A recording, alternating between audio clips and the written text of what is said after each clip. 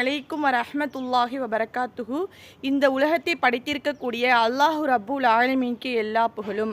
அவன் அகில உலகத்தையும் படைத்து பரிபாலிக்கக்கூடியவன்.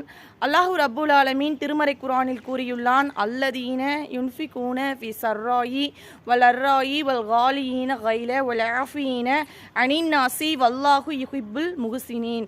அவர்கள் செழிப்பிலும் வறுமையிலும் நல்வழியில் செலவிடுவார்கள், கோபத்தை மென்று விழுங்குவார்கள், மக்களை மன்னிப்பார்கள், நன்மை செய்வோரை அல்லாஹு நேசிக்கின்றான். அதாவது மூமீன்கள் எப்படிப்பட்ட சூழல், வறுமையாக இருந்தாலும் சரி செல்வமாக இருந்தாலும் சரி, அவர்கள் கோபத்தை கட்டுப்படுத்தக்கூடியவர்களாக இருப்பார்கள், இன்னும் நன்மையை அதிகமாக செய்யக்கூடியவர்களாக இருப்பார்கள்.